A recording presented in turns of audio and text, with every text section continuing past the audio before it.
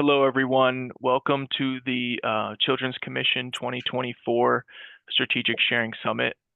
This year's series titled Stories of Our Lives, Strategic Sharing Summit, and we are happy for you to be here and thankful that you took some time out of your evening to be with us.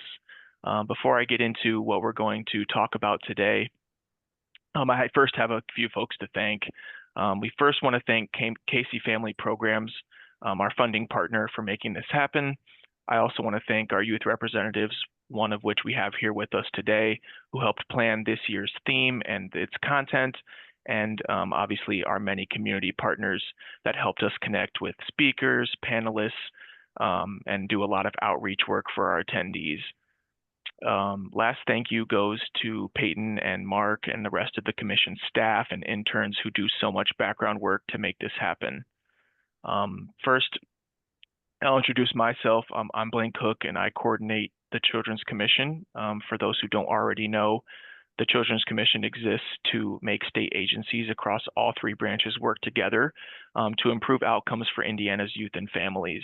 So we are committed to systemic collaboration and our constant efforts to uplift and engage youth and family voices. Each year we host some sort of summit. This year's theme and structure, like I mentioned, decided by our youth reps, is strategic sharing. So this series includes 3 parts. This is the final of 3 parts. We had a keynote, a training, and now we have a panel of young advocates to discuss this evening. So we look to, in February 17th and 18th, we plan to continue this discussion at an in-person event in downtown Indianapolis. So we're hoping that this all leads into a good convening there as well. So thanks for everyone for being here. Before I pass it off, just some tech stuff. We are recording this meeting so that those who maybe can't make it live will have ability to access and watch it later that may be interested. We can use the chat feature, the question and answer feature. Feel free to use those as much as you need. I'll be monitoring those and we'll get questions you may have for our panelists there. And I will interrupt as needed. So please use those. And then I will now pass it to our Executive Director, Mark Fairchild. All right. Good evening, everybody, and thanks for joining us on what we hope is going to be a very enjoyable night of hearing some more expertise on youth living with lived experience, using their voices and amplifying that throughout the state. My role with the commission is to just keep folks like Blaine and Julia out of trouble, right? So working together and keeping everybody moving well. But in all seriousness, a huge part of what we're doing with the commission right now and into the coming years is going to be this exact kind of work where we're trying to find people whose voices are not being heard, could use help elevating those voices, getting up front of the right people, showcasing all the knowledge that they have and making sure that it's part of decision making that our state is doing ongoing. So very happy to have you all here. And if you hear anything that gets your interest or gets your interest in being a part of the commission, you can reach out to myself, Julia, Blaine, look us up, and we'd be happy to find a way that we can get you involved with everything that we're doing. It's our privilege to have so many young people honestly interested in being a part of change and making change, but it's our job to make sure that that interest can actually have a meaningful impact with our state and make real change happen. And with that, I will pass it off to Julia to get us started. Hi, everyone. Thank you, Blaine and Mark, for that introduction. My name is Julia. I, like Blaine mentioned, am the youth representative on the Children's Commission, one of 2. The only one present today, though. And I am going on my 2nd year. And so kind of in my role there, I have lived experience in foster care for about 5 years. And so I kind of just sit in on meetings and help, kind of share and strategically share my story and voice in those spaces, kind of exactly what you guys are doing today. And so I'm really thankful to have all of you guys here. A little bit about myself. I'm at IU studying public management. I'm in my 3rd year. And I do just quite a bit of advocacy around foster care, specifically like group homes and things like that at both the state and federal level. I was hoping we could have everyone go around on the panel and introduce yourselves, your preferred name, areas of advocacy, organizations you've been involved with, anything you want to share with us today. And I'm going to go to Keyshawn first, and then Emma, and then JC, and then Terrence. So if Keyshawn, you want to go ahead and get us started. How y'all doing? My name is Keyshawn Neighbor. I'm currently also at IU out here in Bloomington. I'm a second year majoring in management with a minor in marketing. Some of the organizations that I'm in right now is Black Man Evolve, Voices Corporations. And yeah, that's pretty much. I grew up in Indianapolis, Indiana, and I'm just happy to be here.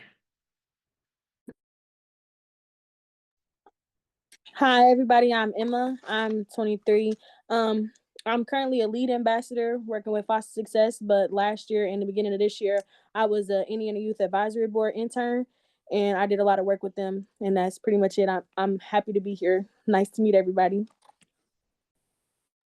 Hey, I'm JC Stuckey, she, her, hers. I graduated, so I'm probably the old one. I graduated with my bachelor's degree in 2020 during COVID. That's also when, in real estate and finance from IUPUI. I'm originally from South Carolina. That's where I aged out, but I immediately moved here to go to IUPUI. And in my last year, second semester, I found Foster Success, where I'm also a lead ambassador with Emma. But I also have helped create some of the programs, such as Works Wonders from cohort 1. And I think we're on probably cohort 20 at this point, but also co-facilitate some of the Opportunity Passport classes. So my main areas of focus are economic empowerment, financial literacy, credit, workforce development, and overall just building up the people who were literally in my position not that long ago so they can pursue their dreams. Hello, everybody. I'm Terrence Outlaw. I'm from Indianapolis, Indiana, and I'm just associated with Voices Corporations.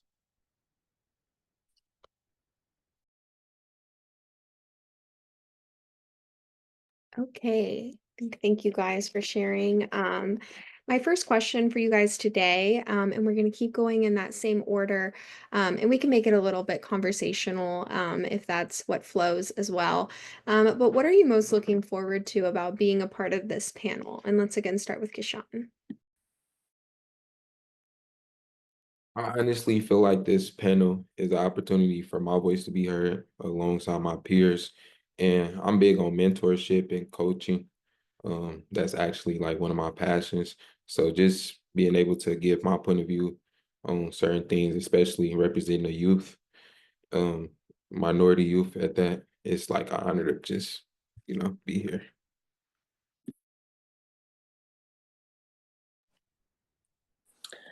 I'm looking forward to really just hearing everybody's different opinions on different topics. I love hearing what other people have to say. So I feel like this is a great time to get everybody else's perspective. I agree. I would say honestly, the amount of empowerment that comes from hearing about people's stories from similar backgrounds and how they're doing good in life. I think just the world, statistics, family, friends, peers, it can all look a lot alike. You hear the same things, you see the same things, but I think this is a special space where you can hear the stuff you don't get to read about. You can hear those stories because we won't necessarily get them if we rely on the media or statistics to tell us that. So I think we'll hear a lot of really good examples to help break some of those barriers that so many of us are still trying to break. So I think if you see one do it that comes from where you're from, you're more likely to be able to just knock down that barrier for your own self. First thing I would like to say, I'm truly honored to be a part of the panel. The thing I would say is, as Keyshawn was saying, just hearing everybody's voices, my peers and everybody else's, connecting with all the great people that's involved with it.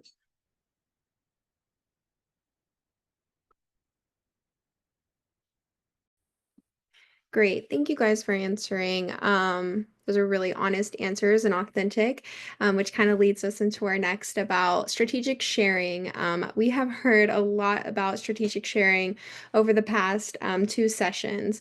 And so for each of you, I just would like you guys to share a little bit about what strategic sharing means to you, maybe a bit how you've used it, and just your perceptions in general.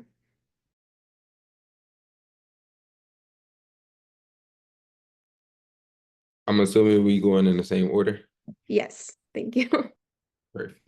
So to me, strategic planning is basically being considerate of who you speaking to and of how people would intake the information that you're about to give them. For example, I would talk to a kid more different than I would talk to an adult.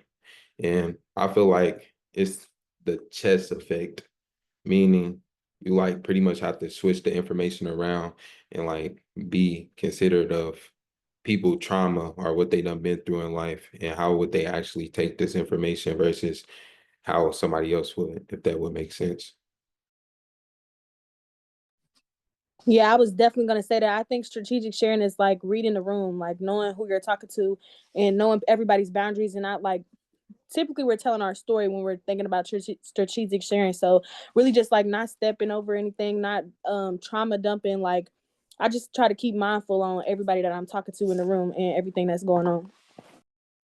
Yeah, so I will say again, I agree with everyone. Strategic sharing to me is sort of honing in on what parts of my story are relevant at this event I'm at. So again, like she said, reading the room, but also picking out those certain points. So I'm not talking about, certain aspects of trauma when all we're trying to do is, for example, the Foster Youth Opportunity Fund, the trust fund last year, we're trying to get people driving hours. I'm not going to talk about food insecurity. So really pulling out those key points that can get either legislation passed, funding, grants, et cetera, just really making sure I'm gonna say what I need to say so we can get what we need to get. I would just say I really like the answer that JC put. She hit it right on the spot. Just being considerate of everybody's feelings and everybody's opinion that's in the room. Honestly. Yes, absolutely. And then let's have this time, I'm going to start with Terrence, then JC, then Emma, then Keyshawn. How have you strategized your own storytelling? I think JC kind of hit a little bit on that about, if it's about funding, not talking about food insecurity, but how have you strategized your own storytelling? And what is something that you keep in mind while you're doing this? Do you have certain boundaries within yourself? Do you like reading the room atmosphere? Just kind of what does that look like when you're talking about yourself? And then Terrence, let's start with you. First things first, I would say I just use strategic thinking by just, like I said, just considering everybody's feelings and putting in my parts of my story and connecting it with somebody else's, not just thinking about me. And the big thing I would say that's a no-no is like don't judge nobody. Everybody has their own different struggles, has their own problems, has their own story at that. So I just feel like as soon as I walk in the room, I feel the vibe. I feel everybody's vibe, and I just don't judge. If whatever it is, I'm just not a judge. Never judge. I agree. I also think it's come up so many times in my life where I tend to forget there's a camera somewhere or somebody's going to write an article about this. And when you Google my name, you're going to see me crying online because I didn't have a strategic sharing session before that. And I was just, freshly 18 and aged out and so passionate, and everything was so fresh. So I have to remember that a lot of people responsible for my trauma are alive and watching. And when they Google my name, they're going to hear me talking about stuff where they should have been a hero. But when you play it back, it sounds like they were the villain. And so, I've really started to be mindful of what I do share and to keep it more surface level because, again, people have come back to me in my life and really, really, really tore into me about stuff I said when I thought I was just helping a nonprofit. I'm doing the right thing, but they're like, "Oh, girl, you're out here telling the world about family business," and I'm like, "Well, it happened. I mean, I was there. You were there. You were supposed to do something you didn't." So just be aware when there are cameras involved, and when you sign those press releases, it seems really cool. You're going to put the PDF and send that email, but when it's out there forever. You can always go back and try to see if stuff can get taken down, but we're strategic sharing usually to market something or to get certain something. I've also been able to strategize my strategic sharing when I was a student for scholarships. If there's a scholarship for a certain trip or an opportunity, and I'm applying it with other very highly motivated students, and they have mommy and daddy that can step in and pay it if they really need it. But if the person reading my application knows that I have nobody to fall back on, that's how I've gotten certain scholarships. I already did the hard work, but they realized that, okay, we have somebody that it's not nice to have, it's an absolute need. We'll have somebody that's a hard worker that won't go because they have no other way to get there. So I've strategic shared and got scholarships. I've gotten in-state tuition when I was supposed to get out of state because I said, I'm a transient student. I'm in foster care. Like, I can't go back to South Carolina. There's nowhere for me to go. So I need the Indiana tuition, which saved me over $200,000. And it's just because I was strategic in sharing that with the chancellor at IUPUI that this is my story. I'm gonna need this in-state tuition or I'm gonna have to drop out. And you're just gonna miss out on a success story because I'm gonna get that degree. But I just need you to hear me out and show me what you can do. So strategic sharing is not only for another company to benefit from your story, but you should also be the primary beneficiary of sharing your story. So I want people, when they share, remember that they can still get acceptances into programs, scholarships, and so many other opportunities from just sharing their story in the right place at the right time to the right people.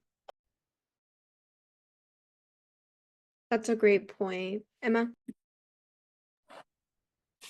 When I try to keep in mind, like, well, some topics I get like extremely passionate about. So I'm gonna feel it. I'm talking about it. I want to keep talking about it. And sometimes I have to keep in mind and be strategic. Like, we don't have to talk about this for 25 minutes. I have other topics that I need to talk about. So I try to go in with a game plan. Like, I need to hit the notes on this, and this. So I really try to keep that in mind. And also, like she said, you're getting recorded. You gotta, them facial expressions, the body language, I gotta keep that in mind. I try to be very, like, I really gotta work on that because I show everything on my face. So I try to keep that in mind as well. Like, and then being extra emotional. Like, sometimes there's topics that make me emotional and I try to, like, I have to know my own boundaries when I'm talking about certain situations because something might trigger me, might make me upset. And then it might make somebody else upset too. So I try to keep like my trauma on a down level as well. I totally agree with what each and everybody really said just now. However, I also believe that when talking to people like in the youth or people like younger than you that you're pouring into, I try not to put myself on a pedestal and like to understand that we are human and that somebody else might not receive things the same way I do, or I might not receive things the same way other people do. And like, I just got to stay considerate. That's the main word for today. Right. And from media to relationships, JC, what you shared, that's so impactful about like just getting in state by being strategic about, sharing your own story in that situation. Let's circle back. Keyshawn, let's start with you. What are some of the barriers you have come across when sharing your story? Have you ever faced, I know the overly emotional and the things that our stories can bring with us. But what are some of those barriers that you've encountered when trying to strategically share? One thing that I would say, my internship this summer, I was working with people that was my age, but I was kind of like, I want to say in like a higher position, but like it was a program and I was basically pouring into people that was my age. And it was like kind of confusing and frustrating when they wasn't like understanding the way that I was putting things. And like they pretty much was thinking, not that I was against them, but that I wasn't telling them the right things because we was the same age or like close to the same age. And sometimes people just don't wanna hear you out just because of like age gaps or even like knowledge gaps. They feel like we're equals, which we are, but it's just like I might be able to help you in this situation, and you got to understand that.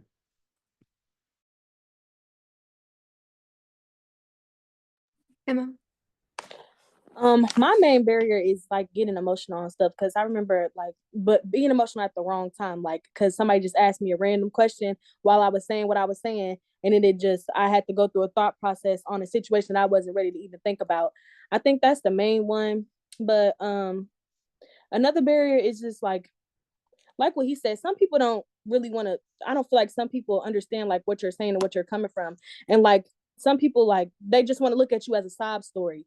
And I don't want to be a sob story. I want you to treat me like a regular person. Yeah, I went through this and I told you everything that just happened. And I understand that it's a sad situation, but I don't want people to look at me differently. And that's like a very big barrier with sharing like the stories and the stuff that I've been through.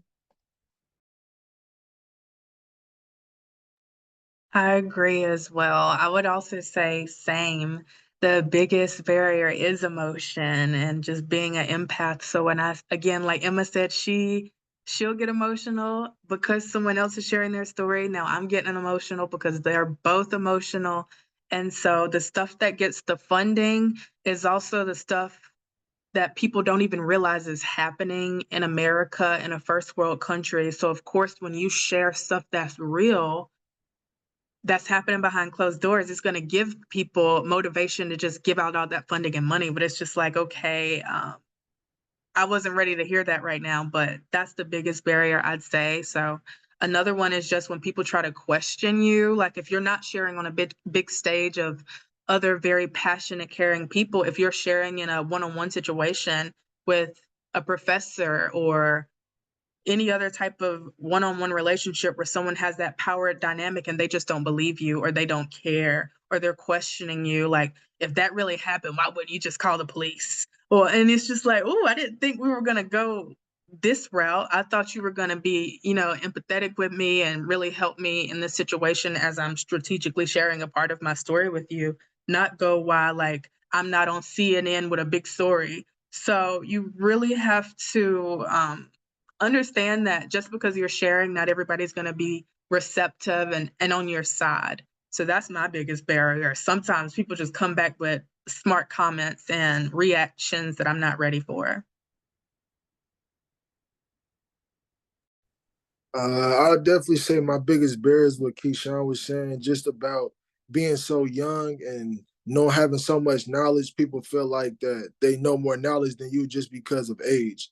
And yeah, I just feel like that's the biggest barrier. And also another is emotional support thing. Also, like somebody's telling their story, in the room, you could just feel it in the room that the story is true, the story is deep, and it definitely is definitely emotional. So we gotta just control our emotions, and I just hope that people just hear the youth out, man, because we know a lot, especially the youth that take time to know a lot. Okay, so going off that with me, Keyshawn and Terrence, like with you guys and feeling like an equal in the room, or Emma, how are you dealing with like that emotional like portion of like that boiling up, or JC, like the believability? Could we just go back around and kind of share how you've like faced those barriers, like when you came in contact with them, and how you dealt with those emotions? Let's start with Keyshawn again. In my situation, I feel like it's really not much that I could do in order to change a person's perspective on if I'm credible or not, I would say. However, I just try to use as many like facts as I can and use as many like proven facts, I would say, like to talk while talking to them and for them to understand that I'm not against you, I'm with you, and that I'm not steering you in the wrong direction. And even if while mentoring, I would try to bring somebody else in, somebody that they might seem as credible, and like pretty much get them to share the same story or fact check it, or because facts is what matter in today's society instead of like opinions, because people can drag their opinion and steer you in the wrong direction. For mine, I just use the support system that I built up. Like being in these situations, being around these people, I've come across people that have done this type of work, who've been in these situations already. So I just ask everybody that I can ask, like, what did you do when you were having these problems? And I take everything they taught me and just put it into my next time that I do that. I'll say I don't really have an answer because anytime I think that I've conquered a trauma, but something that hadn't happened in a decade, as soon as this comes up, I'm like, oh, well, I totally forgot about that until they described it in vivid detail in front of everybody. Now it's like, okay, well, I'm a mess. So some stuff, I'm honest, I just don't have an answer on how to control that. besides professional help on my part, because again, you can't plan someone else's story really impacting you until it does. I would say what helped me is just, I wouldn't say not caring about others' opinions, but not taking others' opinions into my story and my life, you know, because like somebody might not listen to me, but then the next person might listen to me. So I always just take that in mind that whatever room I step in and talk about my story, I know it'll be at least one person that hears me out and wants to see where I'm coming from. Absolutely. And just, I mean, our truth is our truth. So, and like there's not always going to be those facts and things like that. So I completely resonate with what you guys are saying, about that. In what ways of sharing your story with others contributed to your personal growth or transformation? I know, Emma, you spoke a little bit about mentorship, but how has it influenced your sense of agency or control over just kind of your circumstances or the advocacy that you guys are all doing? So let's start with Terrence, circle back to JC, Emma, and then Keyshawn. Sorry, could you repeat the question one more time? Yeah, absolutely.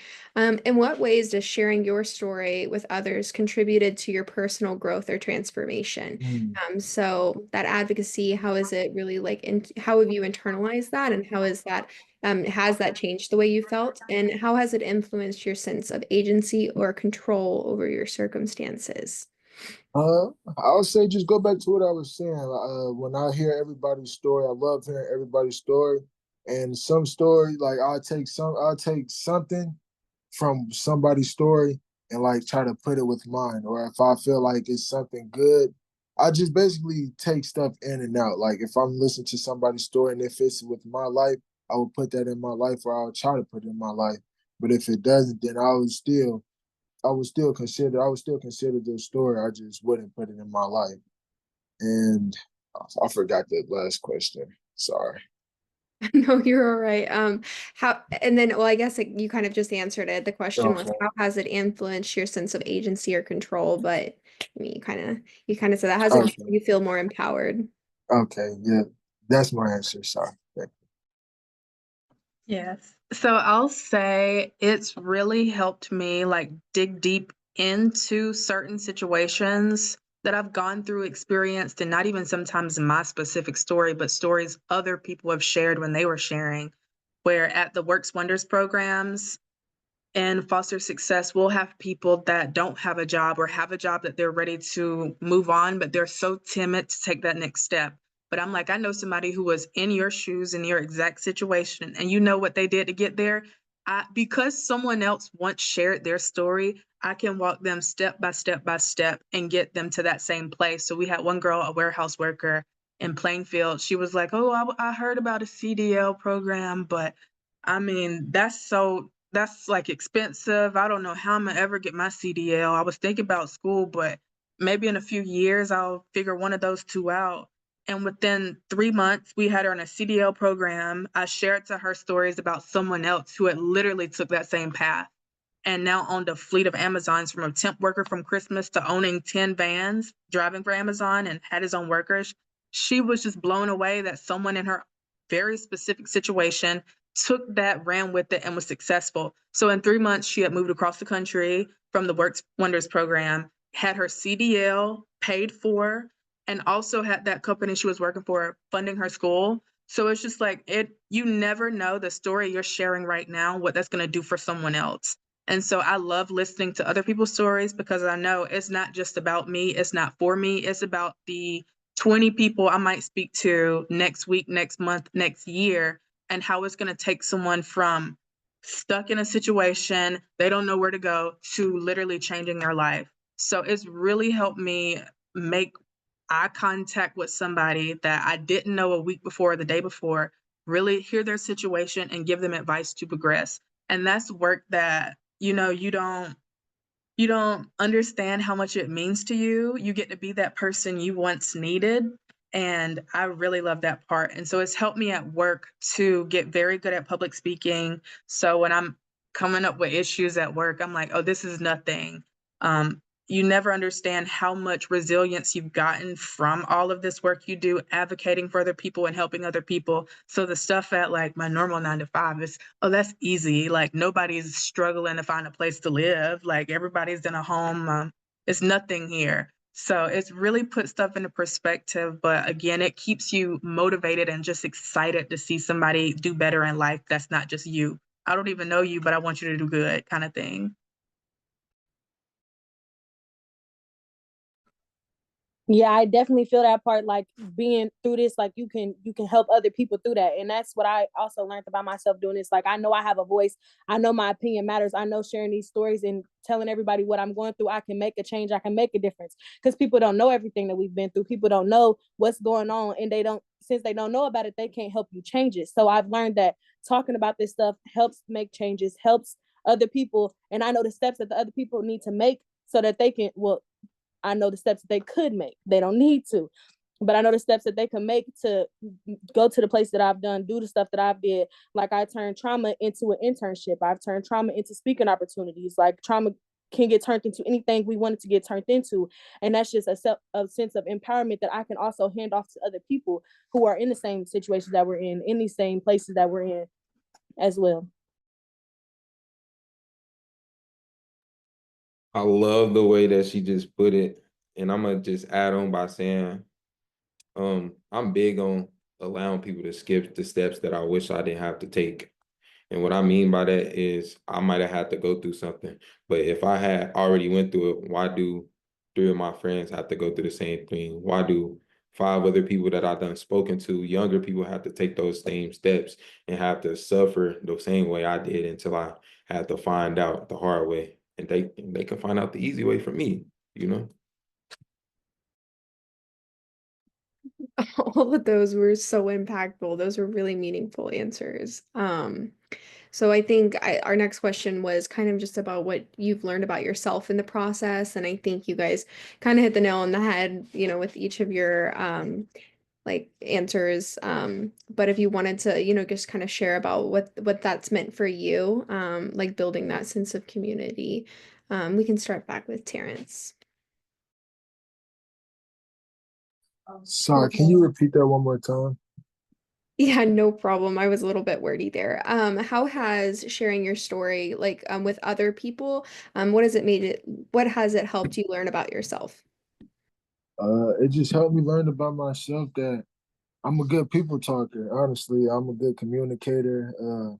It's not too much that I really fear, especially when it comes to other people. Because, like I said, we all human at the end of the day. I look at, man, we all make mistakes. We all have our own struggles, our own problems. So, just me hearing from other people's perspective and then just sharing other people's perspective, because everybody's life is not the same. So but it is people's life out there that is the same or that have similar stories. So just connecting those dots and putting 2 and 2 together always works out. I think too, it's taught me that, there is no age limit, there's no experience level, there isn't any qualifications for a lot of the work that we do to get such good results. Because I think when you're in the corporate world, at least for me, they want you to start at the bottom and they only let certain people get the opportunity to have true impact in the workplace and in general. But doing this work has really taught me that's just made up. All of that stuff about you have to be 10 years into the business before you can make any real impact in people's lives or real impact in anything. That's not true. You can do it right now. You can do it when you were in school. You could have did it when you were a teenager. So I think it's really taught me that a lot of stuff in life is made up. You don't have to wait 10 years. You can do it right now. I feel like I touched on like this question during the last one, but I just wanted to like just add on, like, we're not alone. Like doing this work, you're gonna make connections, you're gonna build a support system. And I know like coming into this work, I felt like I didn't have nobody more so. So like I didn't feel like I could have anybody that I could ask a question about this or a question about that. And doing this, there is people that will help you. There is people that I know now that are around to help me do what I need to do. Some things that I realized while storytelling is like it's a blessing to be in my shoes. And it's also like a blessing to be able to tell people how to get there Coming from where I come from, it's like none of my friends pretty much are in college from back home. And it's just like, not the testimony, but I have the ability to like change their perspective on college. A lot of people think that college might be a little dumb in layman's terms, or they might feel like, why do I need a job if I can get this money so fast? Or even like it's more things to it, but just knowing how to code switch and being like thoroughly me, like without changing who I am or where I'm from, but also knowing how to connect with different crowds. It's like a blessing to be in my shoes. And I'm just glad that I could pour it back into other people. Those were all great answers. What do you wish professionals knew about you and others who had similar lived experiences? Is there anything just like going into a room in a new room, like what do you wish they knew before that approach? Keyshawn, let's start with you.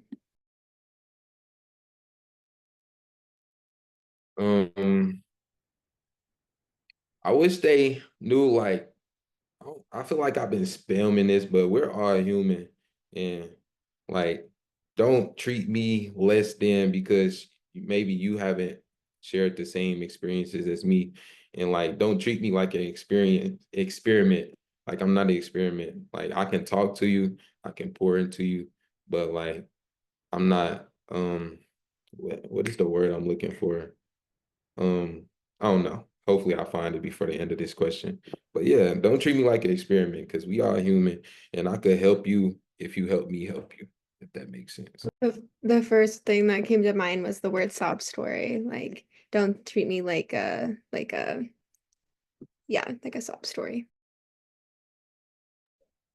Y'all took the words right out of my mouth. I said it earlier. Everybody is not a pity case. Everybody does not want to be treated like a pity case. We want to be treated like normal human beings. And I wish people did that. I feel like professionals step into these rooms completely ready to see like people just like so traumatized, so down, so depressed. And that's not everybody. Everybody does not have that same experience. Everybody does not do that. Some people do, but some people have overcome and they don't want to be treated like they're back in those dark moments that they've already came out of. And I just wish they would really, really take that into mind when they step into these areas.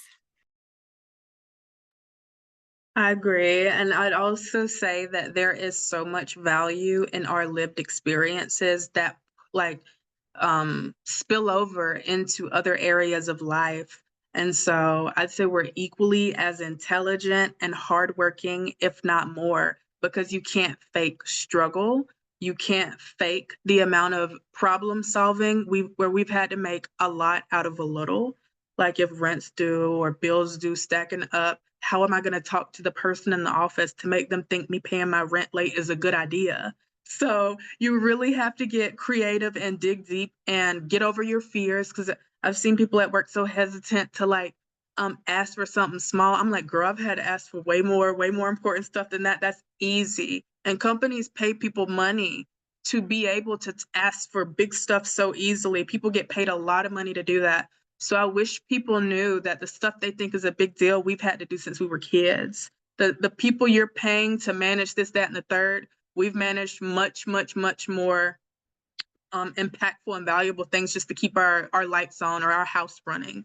And so you could, if you can't go to school and get a degree in how to really make stuff happen. So I think that's what I wish they knew, is that, honey, the stuff you consider hard, we've already done 10 times, 20 times, 1,000 times as little kids. I would definitely say walking into a professional's room, especially for the youth, is that we've been misguided a lot of times. We've been misguided from our parents, from our uncles, just from all the influence that's played a part in our life for real. And now we just need the guidance. We need the right talk. We need the right person to come into our life and change our perspective. We've been opened up to a lot of things that we should have never been opened up to. So I just feel like we've been misguided, and we just need some good guidance and some good mentorship. Absolutely. And I think one thing that you guys were saying that I really resonated with is like us being success stories, is that we're not the exception, is that there's so many success stories of our community. This is our last question, so I just wanted to invite the people within that are online right now to, you know, type any questions that you guys might have that have been listening into the chat while I'm asking and these panelists are answering this last question. And we kind of already touched on it, so if you wanted to just say any like kind of final thoughts as well, but what does empowerment look like to you, and how do you recognize it in your own life? What areas do you feel most empowered? And just, yeah, what does it look like? Let's start with Terrence and then work our way back. The most empowering parts I feel in my life, honestly, is talking to people. I just feel like I'm really good at talking to people, really good at understanding both sides of the story, because I'm just consider I'm a considerable person. I consider everything, good or bad. I still consider it, and yeah, I feel like that's what it is. That's my answer. So I agree. I'd say empowerment to me, I've really enjoyed telling people that they are smart, they're intelligent, they're hardworking, they are important, they're powerful, they're respected. I can see them being successful. And a lot of people tell me, oh my God, I've never had nobody call me all those words before. You know, it's somebody who we do a program at Foster Success, the Summer Bridge Catalyst, where these kids are 18, some of them 17, and they've really had nobody look at them and tell them that they're about to be somebody great. And so having that first experience and really building someone up when I don't know if they had a bad day or not, but hearing someone tell me all the things I wish somebody told me, I love that part. So just making sure someone's going to have a good day, because I have that power. We all have that power to really change the trajectory of someone's life, someone's day. So really getting it into someone's head that they are everything. That's literally what I was gonna say. Like, empowerment to me is just lifting up others. Like, I don't care if you're just telling somebody that their hair looks good when they haven't had their hair done in a minute. That people take that and they run with it. That will make their whole day. Like, you noticing a little bitty change that somebody has done and you telling them that you recognize that you see it can change their whole life. Like, people be depressed and everything you would never know, but you empowering them, you telling them that you've noticed this, like you having a conversation with you pulling them to the side and you doing that one-on-one with them. It changes so much. That's what I feel like empowerment is. Like, you just a little bitty step in, a little bitty comment, a little bitty anything, a little bitty hug can empower somebody and make them feel better about anything that's going on. I agree with what everybody said. They pretty much hit it on the head. But I also believe that being able to connect with pretty much anybody, whether that's like poor, rich, young, old, mid-age, just being able to step in any room with anybody and getting your voice heard and knowing how to communicate with that certain group, being able to talk, I wouldn't want to say with slang, but with slang in layman's terms, or being able to talk professional, or being able to, anywhere you go, you still gonna get your voice heard. You're not gonna seem like the outcast or the outlier. Yeah.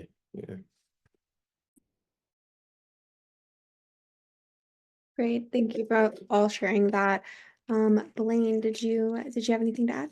Yeah, I've got some follow-ups. So first one kind of goes back to an earlier question, and this one I'll start with you, Julia, to answer this, because the rest of the panelists kind of touched on it a little bit, but we talked about tokenizing.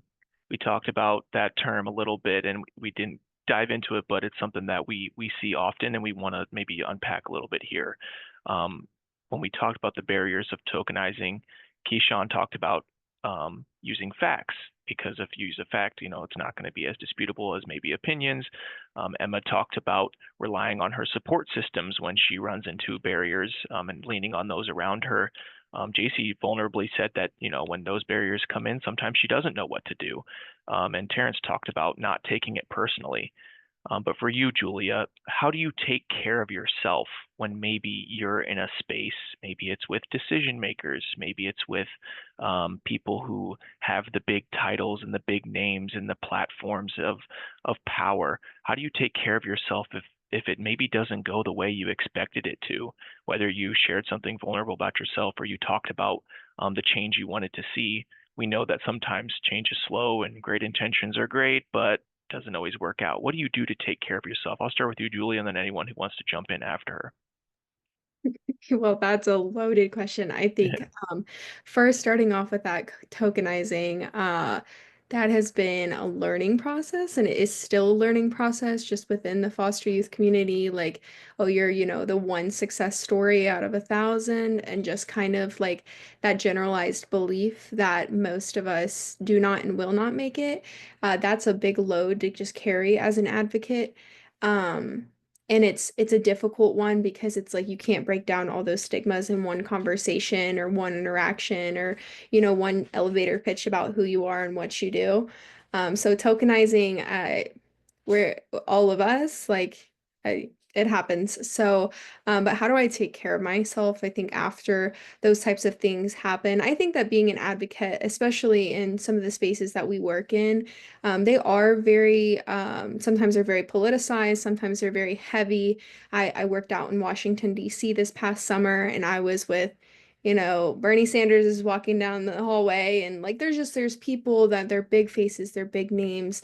It's heavy, and it's not always like that. Sometimes it's not heavy, but it still feels super heavy, like just showing up in that space. So how do I take care of myself? I think I always just fall back on that community and that sense of I think like it's hearing all of you guys even speak today, like that's reaffirming to like it's just to know like we all have these experiences when we are being advocates, and just knowing that like genuinely empowers me like to just keep doing it. And then keep working towards breaking those stigmas and things like that around our successes. And so I think just falling back on my people is where like I recharge at, because sometimes these spaces can be super draining. And if anybody had anything to add, feel free to jump in.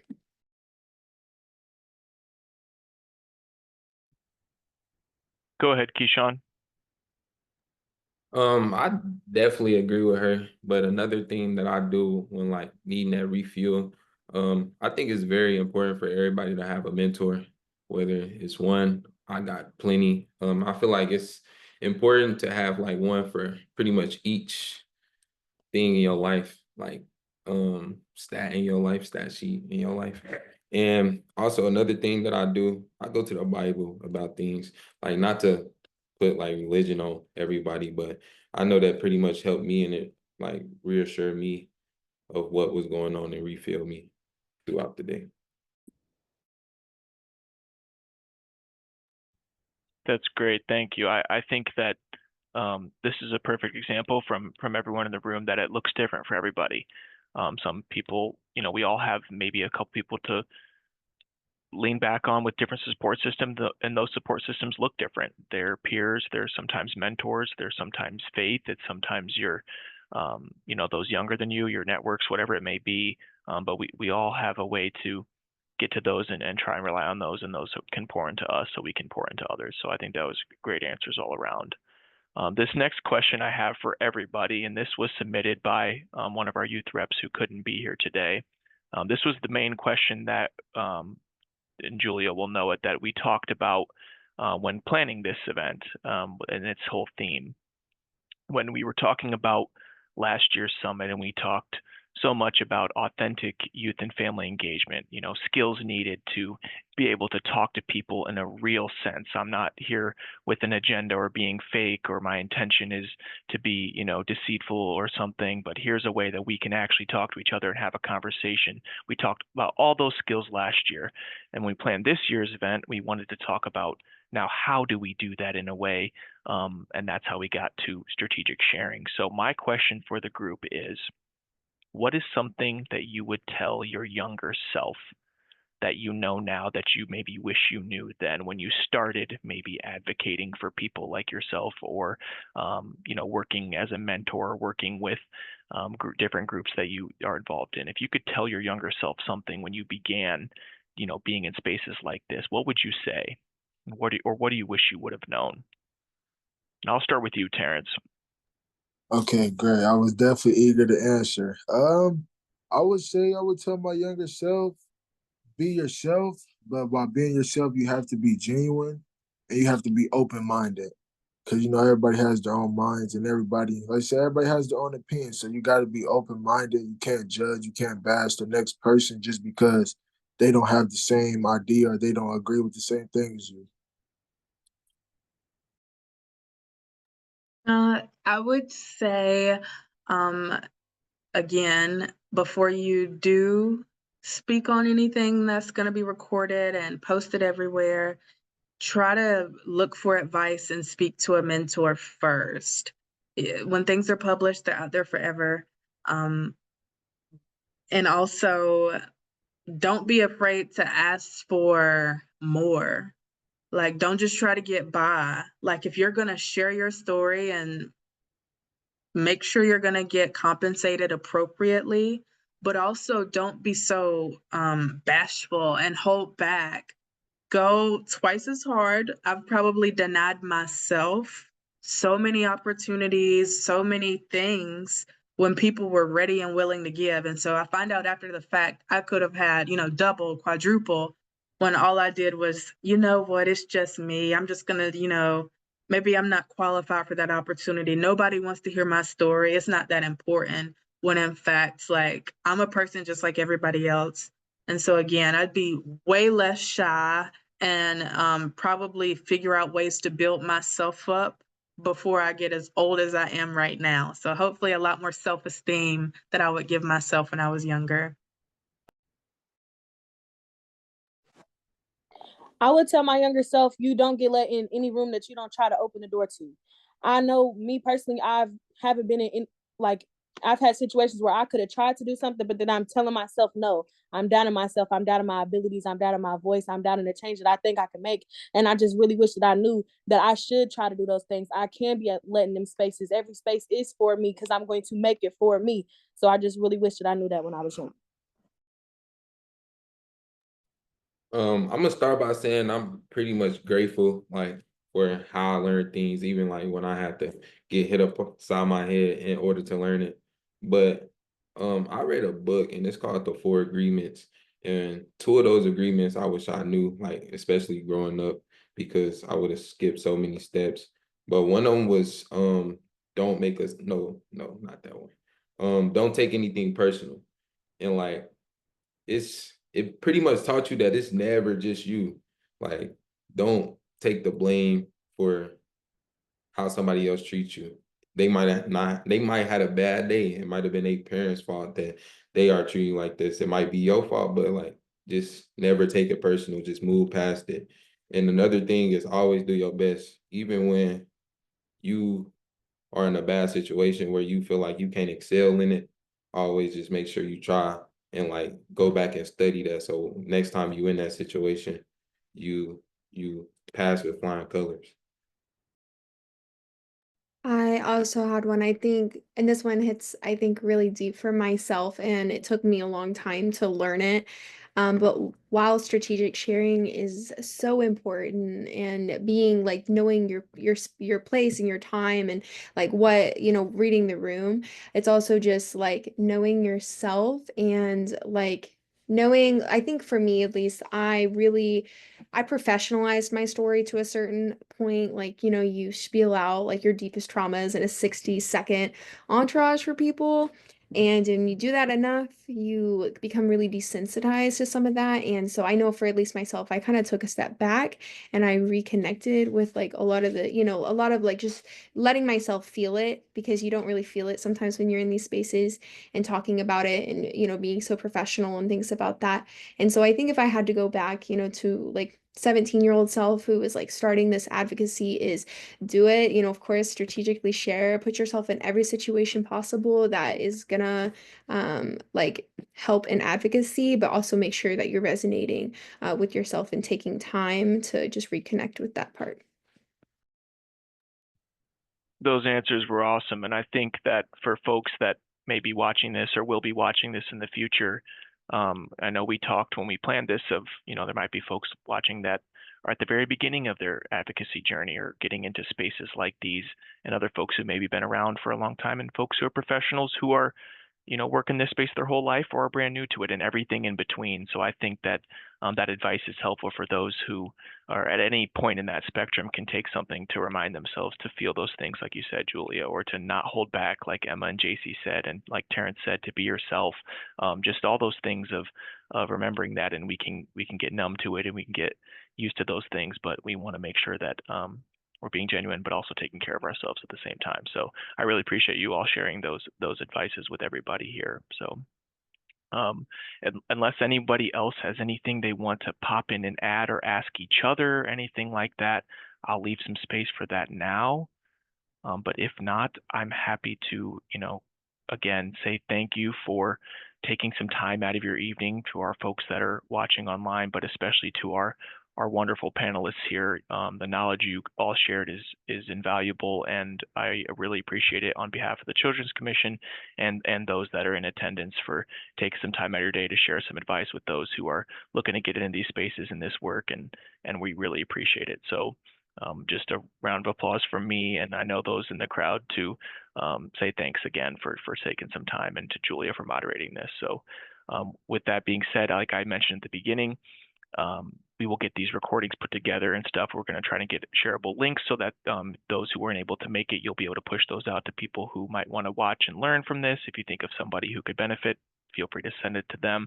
I'll follow up with that info with everybody afterward. And in the meantime, please reach out to me if you have any questions or need anything else about this. And that concludes our Strategic Sharing Summit this year. And thanks again for everybody for attending and participating. Good night, everybody. Take care.